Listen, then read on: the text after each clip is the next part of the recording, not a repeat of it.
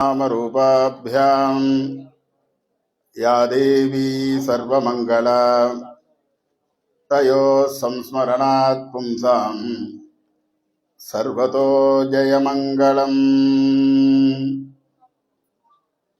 कल्पद्रुमं प्रणमदां कमलारुणाभं स्कन्दं भुजद्वयमनामयमेकवक्त्रम् कात्यायनी सुतमहं कटिबद्धवामम् कौपीनदण्डधर दक्षिणहस्तवीडे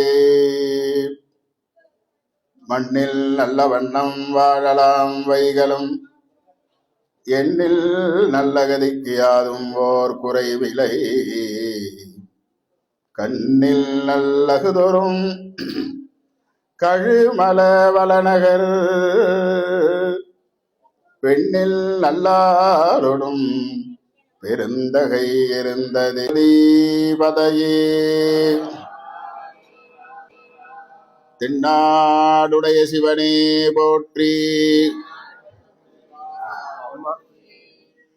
வெற்றிவேல் முருகனுக்கு வீரவேல் முருகனுக்கு ஞானவேல் முருகனுக்கு எல்லாம் வல்ல உமையொருபாகன் மனோன்மணி மகா சதாசிவ பெருமானுடைய பெருங்கருணை திருவருளும் வடிவேலும் மயிலும் கொண்டு நமக்கு அருள்வாளிக்கின்ற நம் கண்ணின் மணியான குலதெய்வமாக விளங்குகின்ற முருகப்பெருமானுடைய பெருங்கருணை திருவருளும் குருவருளும் துணை நிற்க இன்றைய தினம் தென்காசி மாவட்டத்தில் குன்றிருக்கும் இடமெல்லாம் குமரன் இருக்கும் இடம் என்ற வாக்கிற்கு, தமிழ் வாக்கிற்கு ஏற்றார் போல இந்த குன்றின் மீது சிவகிரி என்ற இந்த குன்றின் மீது கோயில் கொண்டு அருள்பாலிக்கின்ற பாலசுப்பிரமணிய பெருமானுக்கு மகா கும்பாபிஷேக பெருவிழாவின் 2ஆம் கால யாக பூஜையிலே கலந்து கொள்ளுகின்றதான பாக்கியத்தை நாம் எல்லோரும் பெற்றிருக்கின்றோம். நம்முடைய ஆலய பரம்பரை அலங்காவலர்கள் சிவகிரி ஜமீன்தார் குடும்பத்தினர் திருமதி பாலகுமாரி நாச்சியார் அவர்கள் அவர்களுடைய வாரிசாக இருந்து தற்பொழுது திருக்கோயிலை பராமரித்துக் கொண்டிருக்கின்ற திரு சேபுகப்பாண்டிய விக்னேஸ்வர ராஜா அவர்கள், டாக்டர் பிரசன்னா நாச்சியார் அவர்கள் மற்றும் அவர்களுடைய குடும்பத்தினர்கள்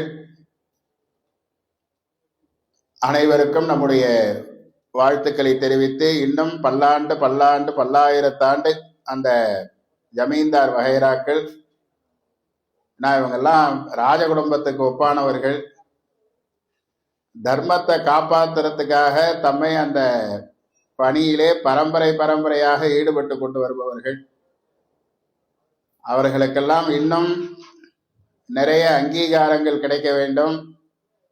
இன்னும் பழைய அந்த ஒரு வளமான நிலை அவர்களுக்கெல்லாம் ஏற்பட்டால் தமிழகத்துல இன்னும் நம்முடைய தர்மம், தமிழர்களுடைய மரபு இன்னும் காக்கப்படும். அவர்களுக்கு அப்படியே இந்த ஒரு நல்ல நிலை ஏற்பட வேண்டும் என்று வாழ்த்தி, லண்டன் ஸ்ரீ முருகப்பெருமான் திருக்கோயிலின் பூஜகராக பல்லாண்டுகளாக இருந்து பணியாற்றுகின்ற நம்முடைய அன்பிற்கினிய சகோதரர் சிவஸ்ரீ கணேச சிவாச்சாரியார், ஸ்ரீமதி ஷீலா தம்பதிகள் ரொம்ப, அதாவது அவர்கள் லண்டன்ல இருந்தாலும் உடம்பு தான் லண்டன்ல இருந்தது. அவருடைய உயிர், அவருடைய மனசு பூரா இங்க சிவகிரியில தான் இருந்தது. இந்த கோயில், இந்த ஊர் மக்கள் இந்த கோயிலை நல்லபடியா கட்டணும், கும்பாபிஷேகம் பண்ணணும்னு கடந்த ஒரு 6 மாதமா நான் ஒரு 2-3 ட்ரிப்பு லண்டன் போயிட்டு வந்தேன். நடுவில் அவ்வளவு என்கிட்ட இதை பத்தி பேசிட்டு இருந்தாரு. இந்த கும்பாபிஷேகத்தை நல்லா பண்ணணும், எல்லாரும் வரணும், எல்லாரும் இருந்து நல்லா நடத்தணும்னு சொல்லி இந்த கோவில் திருப்பணிகளை அது போல ஒவ்வொன்றாக உங்க அத்தனை பேருடைய ஒத்துழைப்போட நம்முடைய ஆலய ட்ரஸ்டிகளுடைய உதவியோட கருங்கல் தலவரிசை முழுக்க போட்டு இதெல்லாம் புண்ணியம் இருந்தாதான் செய்ய முடியும். நல்லா தெரிஞ்சுக்கங்க. இதுல நீங்க எல்லாம் ₹1 கொடுத்திருந்தாலும் இந்த கும்பாபிஷேகத்துக்கு திருப்பணிக்கு ₹1,00,000 கொடுத்திருந்தாலும் ₹1,00,00,000 கொடுத்திருந்தாலும் முருகன் உங்களை கடைசி வரைக்கும் மறக்க மாட்டார். உங்க கையை பிடிச்சி அவர் நல்ல பாதையில அழிச்சுக்கிட்டு போவார். ஏன்னா இந்த கோவில் தான் இந்த நம்ம ஊர் மக்களுக்கு ஒரு அடையாளம். இந்த கோயில் தான்.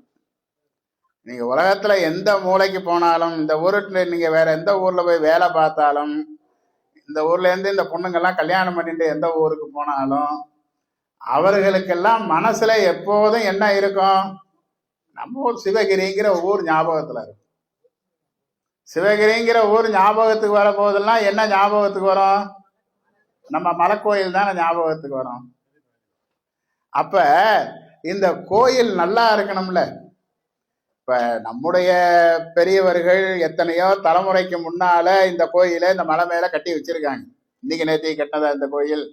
இன்னைக்கு கட்ட முடியுமா இந்த மாதிரி ஒரு கோயிலை மலை மேல? முடியாது. இன்னைக்கு எவ்வளவோ மிஷின் வந்திருக்கு, எந்திரங்கள். யானை துதிக்கையால அவ்வை பிராட்டியாரை தூக்கி கைலாசத்துல வச்சுதான் பிள்ளையார்.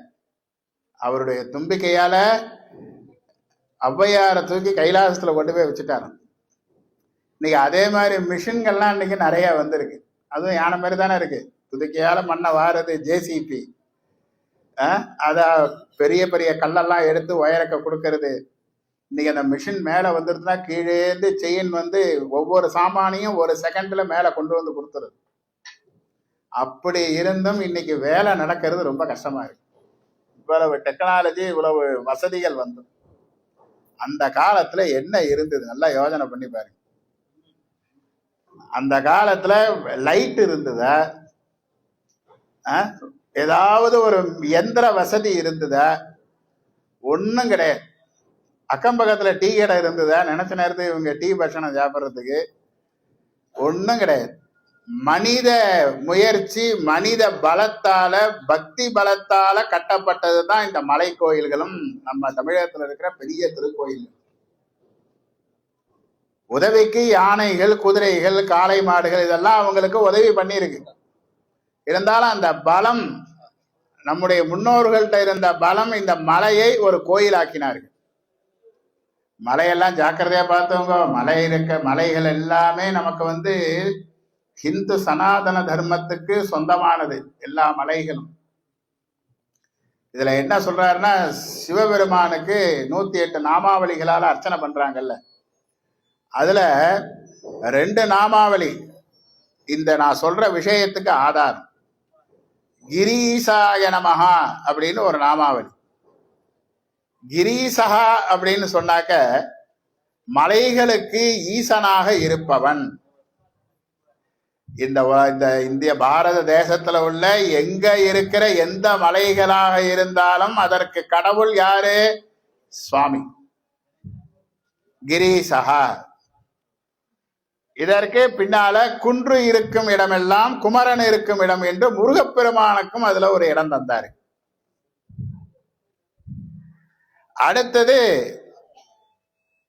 விந்தியவாசினி என்று அம்பாளுக்கு பெயர், கிரிவாசினி என்று அம்பாளுக்கு பெயர். இந்த மலைகள் எல்லாம் அம்பாள் இருக்கா. கடைசியா நம்முடைய முழுமுதற் கடவுளாகிய விநாயக பெருமான். எல்லாரையும் கொண்டு போய் மலையில வைக்கிறீங்க, இது பண்றீங்களாடா அப்படின்னு சொல்லிட்டு திருச்சிராப்பள்ளியில அந்த மலையினுடைய உச்சியில போய் உட்கார்ந்துட்டார். அதனாலதான் அவருக்கு என்ன பேரு?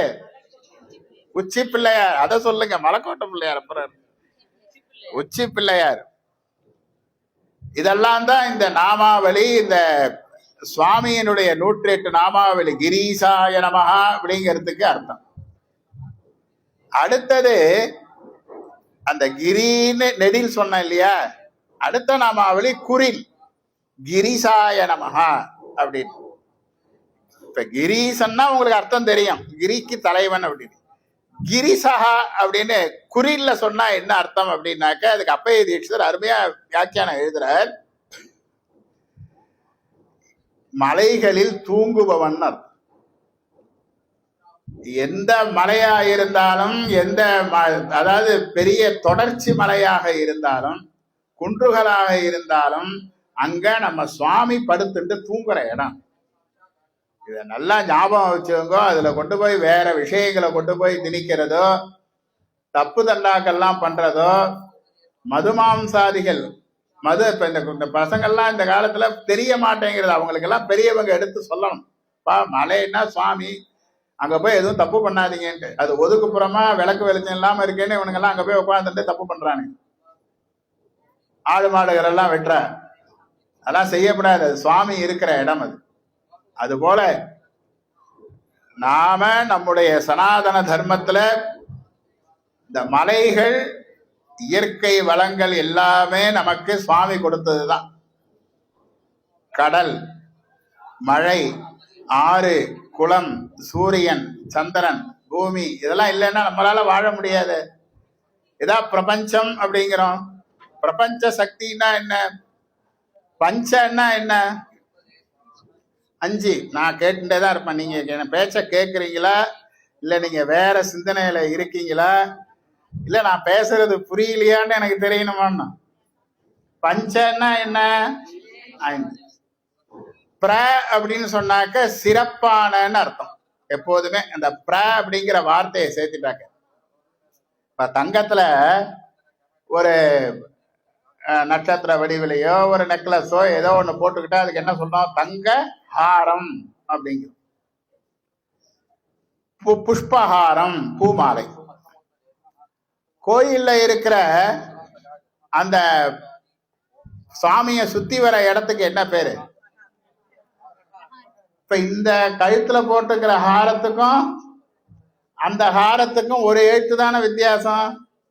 அந்த பிராங்கிற எழுத்து சேர்ந்துடுத்துனா அது புனிதமான அர்த்தம்.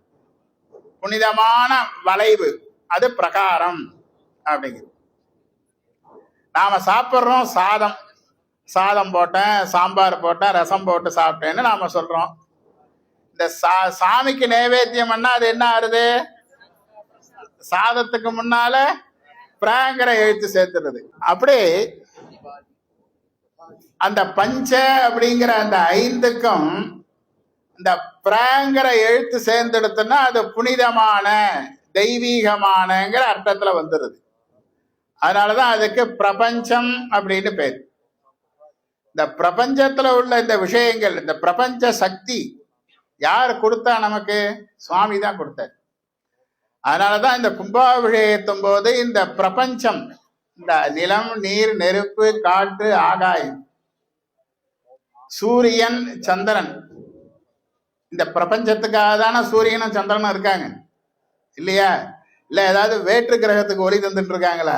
நமக்கு தானே சூரியன் ஒளி தரார், நமக்கு தானே சந்திரன் ஒளி தரார். இந்த ஏழையும் அனுபவிக்கிறது யாரு?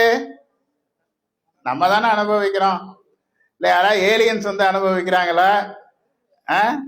இதெல்லாம் நம்ம தான் அனுபவிக்கிறோம். நம்ம அந்த பூமியில வசிக்கிறோம், மலைகள்ல கோயில் கட்டி சாமி கும்பிடுறோம், தண்ணி குடிக்கிறோம், காத்த சுவாசிக்கிறோம். 1 மணி நேரம் காத்து சுவாசிச்ச 1000 ரூபாய் வாடகைன்னு சொன்னா யாராலையாவது சுவாசிக்க முடியுமா?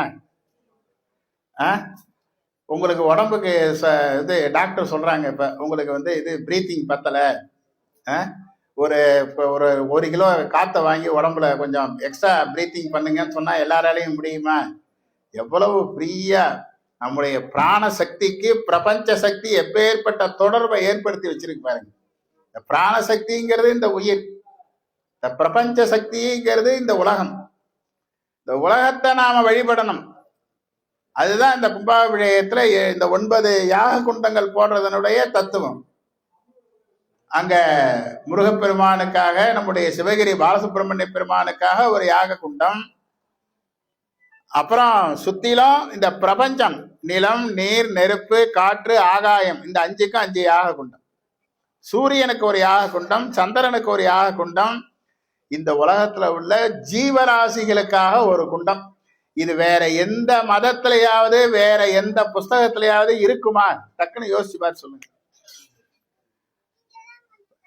இப்ப கல்யாணம் ஆகல, தடைப்பட்டது, செவ்வாய் தோஷம், ஜோசியர் சொல்றாரு வீட்டுல ஒரு கணபதி ஹோமம் பண்ணுங்கிறார். என்ன இப்ப அந்த பொண்ணுக்காக அல்லது அந்த பையனுக்காக அவங்க பேர்ல செய்யற ஒரு ஹோமம், அவங்க தனிப்பட்ட உயிருக்காக செய்யப்படுற ஹோமம் அந்த கணபதி ஹோமம். இந்த உலகத்துல உள்ள எல்லா சதுஷ்பதாஞ்ச திபதாஞ்ச விருத்திங்கிறது வேதம். 4 கால் பிராணிகள், 2 கால் பிராணிகள், மனிதர்கள், எல்லாரும் எல்லா ஜீவராசிகளிடத்திலும் இருக்கின்ற உயிர் நன்றாக இருக்க வேண்டும். இந்த ஒரு பொதுவான ஒரு கருணை நோக்கம் வேற எங்கேயாவது இருக்க? அதுக்காக உயிர்கள் வாழ்க, இந்த பொதுவா சொல்றோம்.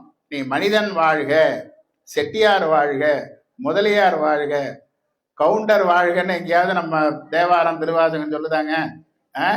எல்லா உயிர்களும் வாழ்க, எல்லோரும் இன்புற்று இருக்க வேண்டும், சர்வேஜனா சுகினோ பவந்துன்னு சொல்றது நம்முடைய தர்மம், நம்முடைய சனாதன தர்மம். இதற்கெல்லாம் என்ன நீங்க ஆதாரம் வச்சிருக்கீங்க? நான் அதுக்காக தான் நான் உங்களுக்கு சொல்லிட்டு இருக்கேன்.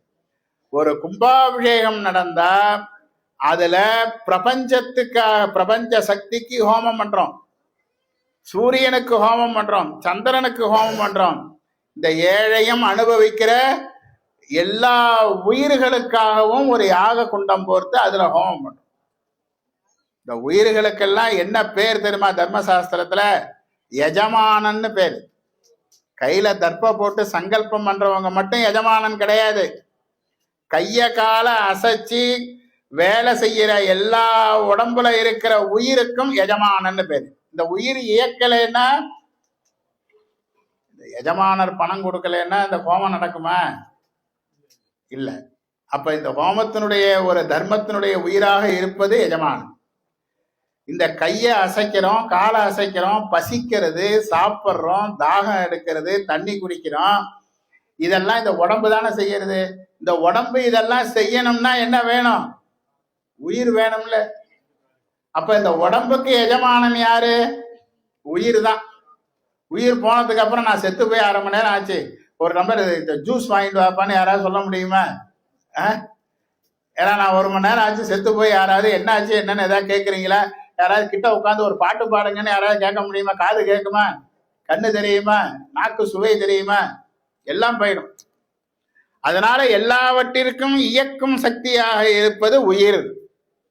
இந்த உயிர்கள் நன்றாக இருக்க வேண்டும் என்ற ஒரு உயர்ந்த நோக்கத்துல செய்யப்படுவதுதான் இந்த உயிருக்கான யாகம். அந்த தெற்கு திசையில அந்த பாதி வட்டமா இருக்கும் அந்த குண்டம், அந்த உயிர்களுக்காக செய்யப்படுகிறது. எதுக்காக சொல்றேன்னா, ஏதோ அவங்க ஜமீன்தார் வகைரா அவர் லண்டன்ல இருந்து குருக்கள் வந்திருக்கார், எல்லா சிவாச்சாரிய பெரிய செலவு பண்ணி யாகசாலை போட்டிருக்காங்க. எதுக்காக இந்த ஹோமங்கள்லாம், எதுக்காக இந்த செலவெல்லாம் பண்ணணுமான்னு நீங்க கேட்க கூடாது. கேட்கறதுக்கான பதில நான் உங்களுக்கு ஒண்ணு ஒன்னா சொல்லிட்டு இருக்கேன், அவ்வளவுதான். அதுபோல இந்த போன்ற தர்ம காரியங்கள்ல, இது போன்ற கும்பாபிஷேகங்கள்ல நாம எவ்வளவுக்கு எவ்வளவு நாமெல்லாம் பங்களிக்கிறோமோ, நம்மால முடிந்த பொருளுதவி, நம்மால முடிந்த ஹோம திரவியங்கள், முடியலையா போகும்போது இந்த இடத்த சுத்தம் பண்ணிட்டாவது போவோம், வந்து பெருக்கி ஜலம் தெளிச்சு ஒரு கோலமாவது போடுவோம். இதெல்லாம் செஞ்சாலே போறோம். சுவாமியோட அனுகிரகம் பூர்ணமா. இன்னும் உங்களுடைய வாரிசுகள், உங்களுடைய பேரம்பேத்திகள், உங்களுடைய கொள்ளு பேரன், அடுத்தடுத்த ஜெனரேஷனுக்காக நீங்க சேர்த்து வச்சிருக்கிற உண்மையான சொத்து என்னன்னா இந்த முருகன் கோயில் தான். நீங்க ஊர்ல 1000 ஏக்கர் நிலம் இருக்கலாம், பேங்க்ல பல கோடி ரூபாய் பணம் இருக்கலாம், பெட்டியில நகை இருக்கலாம், எல்லாம் அழிஞ்சு போயிடும். ஒரு காலத்துல கை கொடுக்கும், ஒரு காலத்துல அதெல்லாம் நம்ம விட்டு போயிடும். ஆனா என்றைக்கும் நம்மோட இருப்பது நாம கட்டி வைக்கிற கோயிலும் அந்த கோயில்ல இருக்கிற ஆண்டவனும் தான். இப்ப பொம்பளை பிள்ளைங்கள, சின்ன குழந்தைங்கள பள்ளிக்கூடம் அனுப்புறதுக்கு பயமா இருக்கு. பயமா இருக்கா இல்லையாமா? பெண்கள் தேர்ந்துதான் நான் ரொம்ப பெரிய இது. அந்த பொண்ணு குழந்தைக்கு ஸ்கூல் போயிட்டு வர வரைக்கும் அப்பா அம்மாலாம் பயத்துல நெருப்பை கட்டின்னு உட்கார்ந்துட்டு இருக்க வேண்டியது. காலம் அவ்வளவு மோசமா போயிடுது. தப்பு செய்யறவனை நாம கண்டிக்கிறத விட தப்பு செய்ய வைக்கிறத தான் நாம முதல்ல ஒழிக்கணும் இந்த நாட்டை விட்டு. புரிகிறதா? எதை ஒழிக்கணும்? தப்பு செய்யறவங்களை திருத்தணும், தப்பு செய்ய தூண்டுறவங்களை ஒழிக்கணும். அவங்க எதை வச்சு இந்த தப்பு செய்ய வைக்கிறாங்களோ அதை முதல்ல இந்த நாட்டில இருந்து முற்றிலுமா நீக்கணும். அதுக்கு பெண்கள் தான் குரல் கொடுக்கணும். இவன் அறிவு வேலை செய்யாம தண்ணியை போட்டுட்டு தானே இந்த மாதிரிலாம் செய்யறானு. மது மயக்கத்துல தானே இவ்வளவு தவறுகள் நடக்கிறது. இதெல்லாம் நம்முடைய இப்ப நம்ம குழந்தை பள்ளிக்கூடம் போயிட்டு வர வரைக்கும் நம்ம பயந்துட்டு இருக்கிற மாதிரி இதை பேசுறதுக்கே சங்கடமா இருக்குமா? தமிழ்நாட்டுல ஒரு கோயில்ல இதை பேச வேண்டிய நிர்பந்தம் வந்துருக்கு. நம்ம மறைந்தாலும் நமக்கு அடுத்து வரப்போகின்ற நம்முடைய பேரன் பேத்திகள், அவங்களுக்கு பிறக்க போற குழந்தைகள், அவங்களெல்லாம் யார் பார்த்துப்பாங்க? இப்ப நீங்க கவலைப்படுறீங்கல்ல உங்க பிள்ளைங்க வெளியில போயிட்டு நல்லபடியா வரணும்னு, உங்க பிள்ளைக்கு கவலைப்படுறதுக்கு நீங்க இருக்கீங்க. உங்க பேரன் பேத்திகளுக்கு நீங்க கவலைப்படலாம். மிஞ்சி போனா ஆண்டவனுடைய அருள் இருந்தா கொள்ளு பேரன் பேத்திக்கு கவலைப்படலாம். அதுக்கு மேல நீங்க கவலைப்பட முடியாது. நீங்க அதுக்கப்புறம் பொறுப்பை யார்கிட்ட ஒப்படைச்சிட்டு போனோம்? சாமி கிட்ட தான் ஒப்படைச்சிட்டு. அதுக்கு நம்முடைய ஊர்கள் தோறும் கோயில்கள் இருக்கணும். நம்முடைய குலதெய்வம் எல்லாருக்கும் அந்தந்த ஊர்ல இருந்து வழிபாடு செய்யும். குலதெய்வ வழிபாடுங்கிறது ரொம்ப முக்கியம். இப்ப புதுசா கிளம்பி இருக்கிறவங்க எல்லாம் நிறைய குழப்பங்களை உண்டு பண்ணிட்டு இருக்காங்க. அந்த சாமியை கும்பிடக்கூடாது, இந்த சாமியை கும்பிடக்கூடாது, நீ அந்த சாமியை விட்டுட்டு இந்த சாமியை கும்பிடு. நம்பிக்கை வேணும். நம்பிக்கை இல்லாம கும்பிட்டுக்கிட்டு இருக்க கூடாது. ஜோசியர்கிட்ட போய் கேட்டாரு, எனக்கு ஒண்ணுமே நல்லது நடக்க மாட்டேங்க சாமின்ட்டு. அவர் சொன்னார், ஒரு நடராஜாவை வச்சு பூஜை பண்ணுன்னாரு. அவனை நடராஜாவை வச்சு அதுக்கு பூஜை எல்லாம் பண்ணா 10 நாள் ஆச்சு, 15 நாள் ஆச்சு, ஒன்றும் நடக்கல. நம்பிக்கை நிறைய இருக்கணும் நம்ம கிட்ட. என்னைக்காவது நடக்குங்கிற நம்பிக்கை இருக்கணும். உடனே இன்னொரு ஜோசியர்கிட்ட போனான், இவர் புண்ணியம் இல்லை அப்படின்ட்டு. அவர் சொன்னாரு, நடராஜாலாம் வந்து பெரிய தெய்வம், அதெல்லாம் இந்த மாதிரி வேலைக்கெல்லாம் வராது, நீ ஒரு காளியை வச்சு கும்பிடு அப்படின்னு. இப்போ உடனே ஒரு காளியம்மன் சிலையை வாங்கினோம் தான், அதுக்கு அபிஷேகம் பண்ணான், பூஜை பண்ணான். சாம்பிராணி போடுறதுக்கு அந்த நெருப்புல சாம்பிராணி போடுற போது பக்கத்துல அந்த நடராஜா சிலை இருந்தது. இந்த சாம்பிராணி நம்ம காளியம்மனுக்காக போடுறோம், நடராஜா நமக்கு ஒன்றும் செய்யல. இந்த புகைச்சா அவர் மூக்குக்குள்ள போகக்கூடாது. கொஞ்சம் பஞ்சை எடுத்து சுருட்டி அந்த நடராஜா மூக்குல வச்சு அடைச்சான். நடராஜா சிலையிலேருந்து சாமி வெளியில வந்துட்டார். அப்பா உனக்கு என்னடா வேணும்னாரு.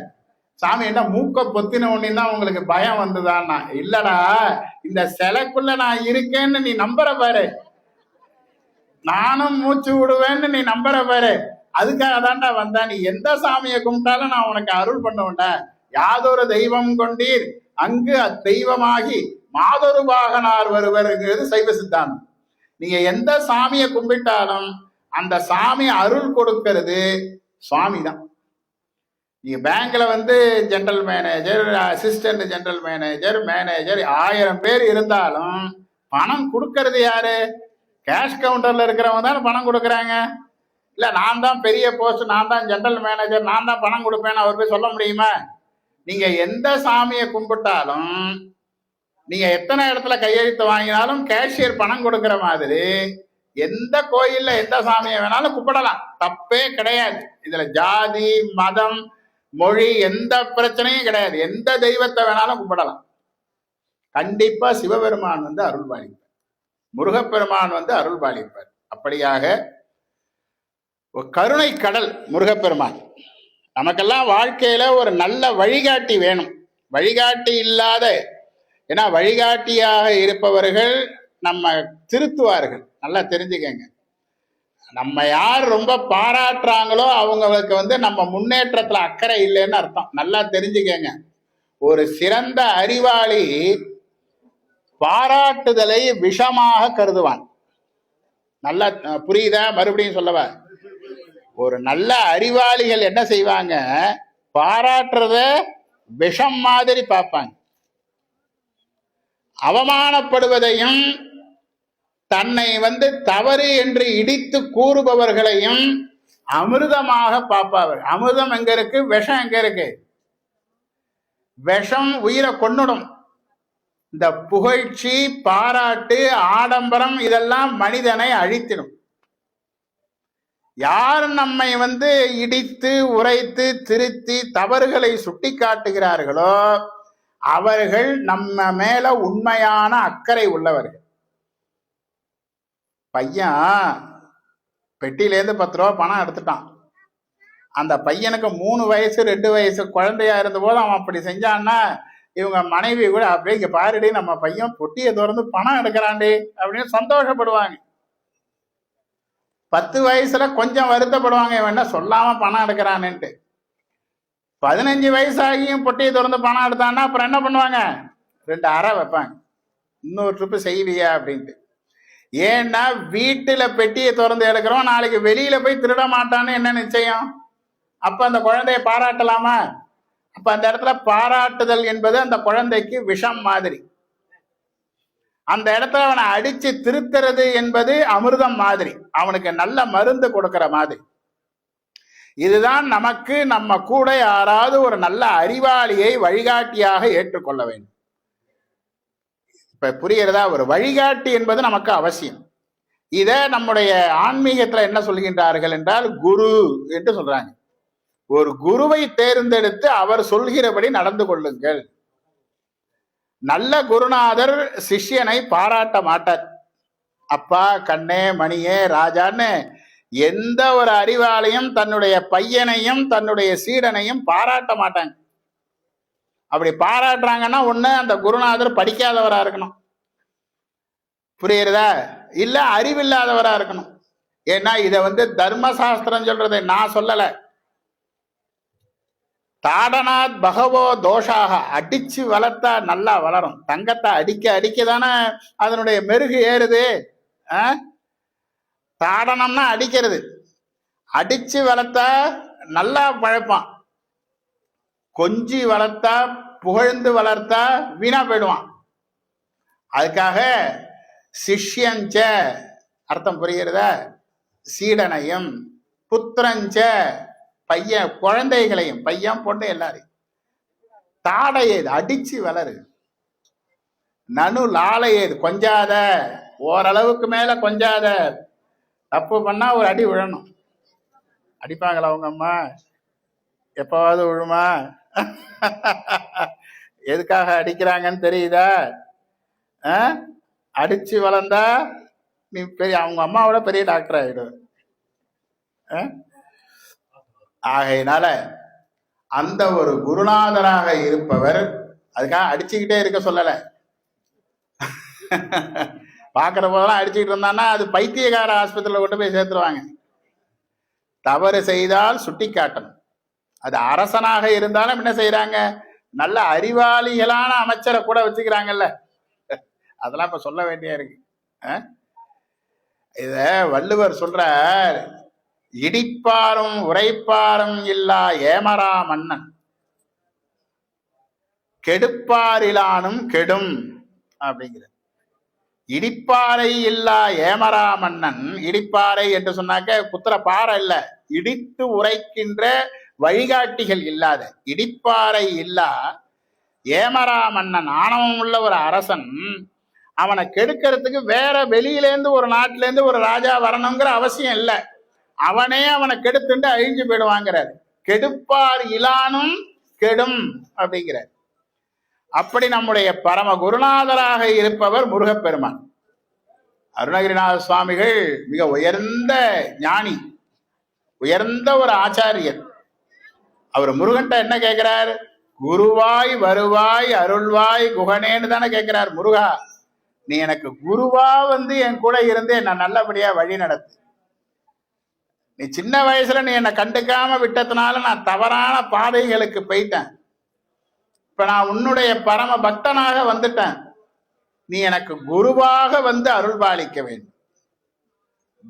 குருவனுடைய கடமைகளை ஒரு முழுமையான குருநாதர் யாருன்னு சொன்னா முருகப்பெருமான் தான். நல்லா தெரிஞ்சுக்க.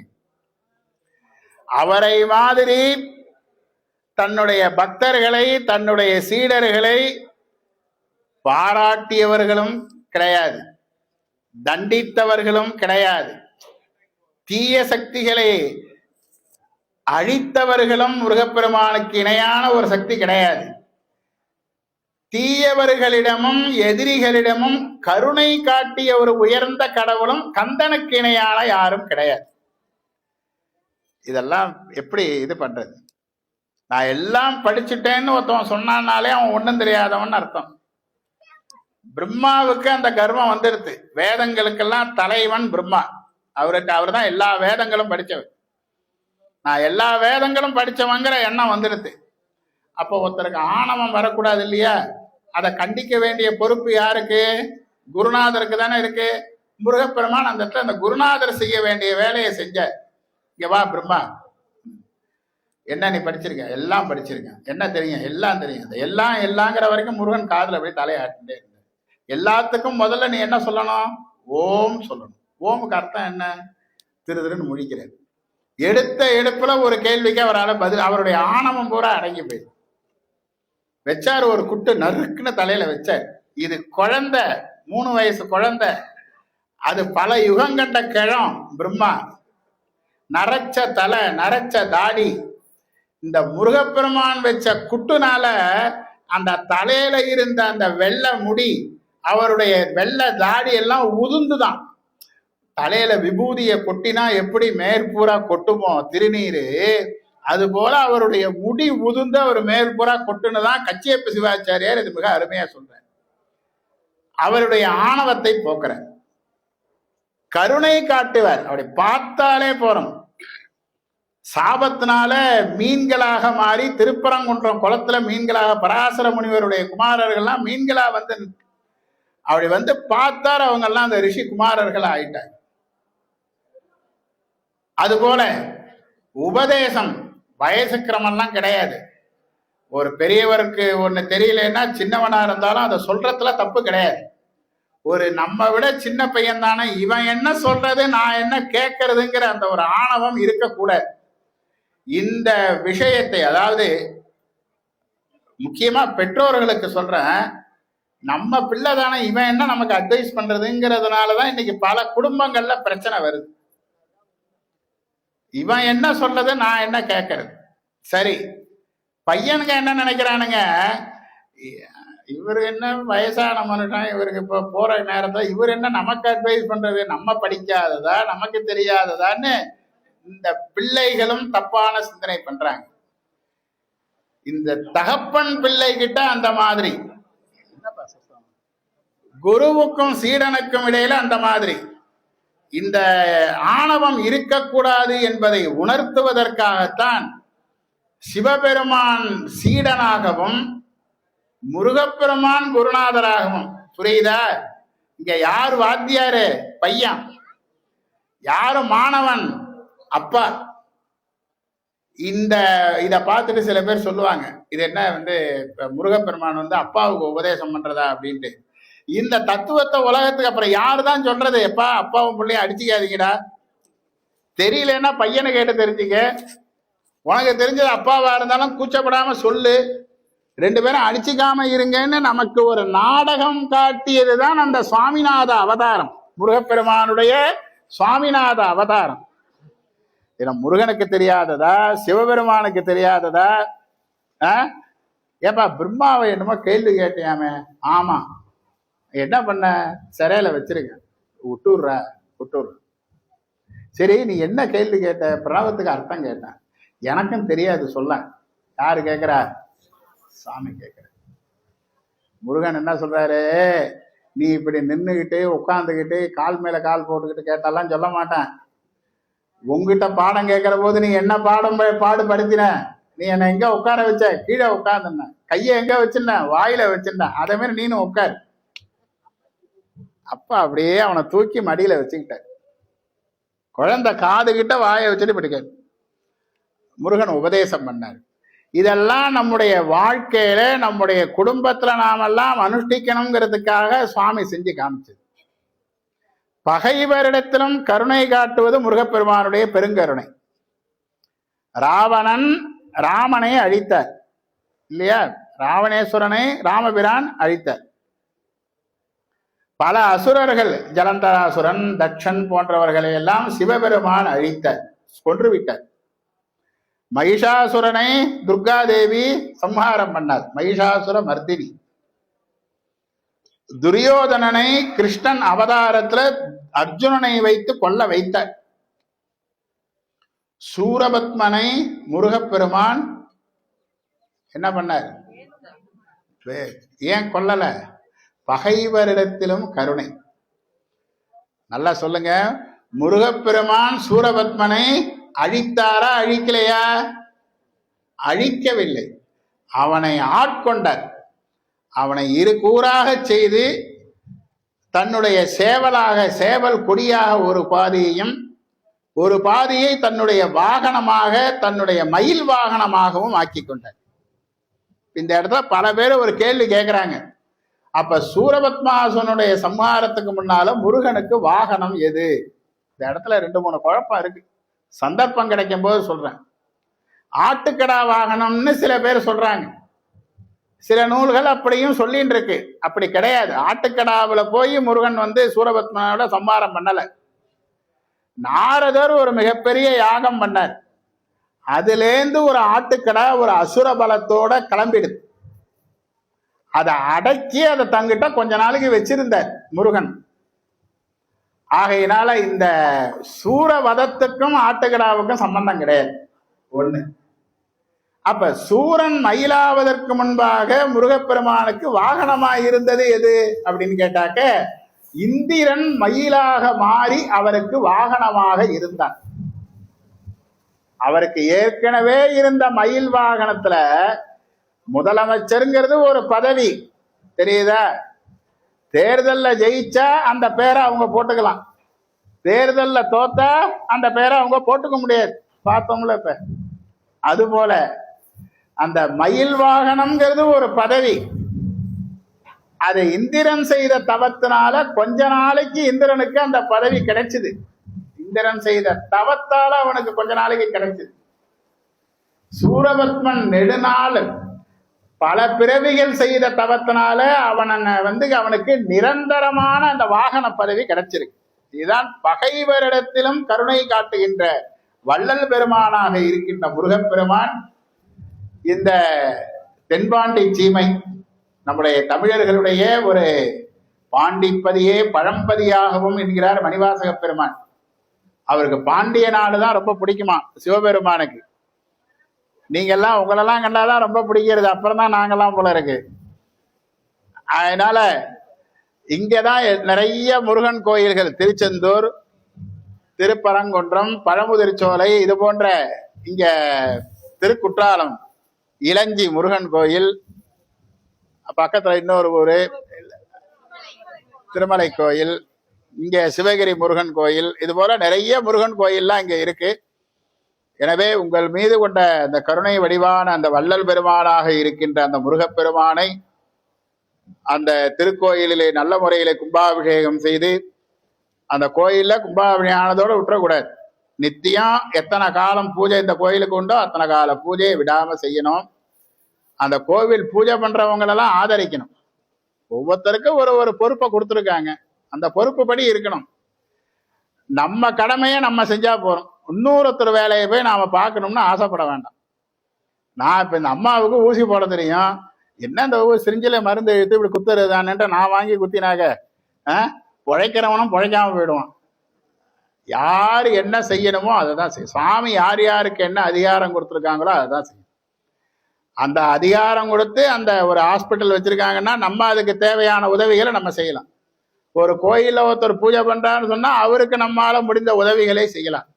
எல்லா ஊர்லயும் மக்கள்லாம் அந்த அந்த காலத்துல கோயில் பூஜை பண்ற குருக்களுக்கு அவங்க வீட்டுல இருந்து அரிசி கொண்டு கொடுப்பாங்க. எங்க கிராமத்திலாம் நடந்திருக்கு. வயல்ல விளைஞ்ச நெல்லை மூட்டையை கோயில் பூஜை பண்ற குருக்களுக்கு, அந்த பகுதியில பூஜை பண்ற மாரியம்மன் கோயில் பூசாரிக்கு, ஐநாறு கோயில் பூசாரிக்கெல்லாம் கொண்டு போய் கொடுப்பாங்க. அது கொஞ்சம் மாறி இவங்க போய் களத்துல போய் எடுத்துக்கிற ஒரு சூழ்நிலை வந்தது. இருந்தாலும் ஒரு காய்கறி போட்டாங்கன்னா பொங்கல் நேரத்துல கரும்பு, கிழங்கு இதெல்லாம் கொண்டா குறுக்கலையர் வீட்டுக்கு மக்கள்லாம் கொண்டு வந்து கொடுப்பாங்க. அன்னைக்கெல்லாம் எல்லாரும் நல்லா தானே இருந்தாங்க. இவ்வளவு ஹாஸ்பிட்டல் கிடையாது, இவ்வளவு மருந்து மாத்திரை கிடையாது. நல்லா தெரிஞ்சுங்க, அந்த ஒரு பரஸ்பரம் அந்த ஒரு அன்பு பக்தி இருந்த வரைக்கும் எல்லாரும் நல்லா தானே இருந்தாங்க. ஆகையினால இன்னைக்கு அந்த ஒரு உறவுகள்லாம் குறைந்து வருகின்றது.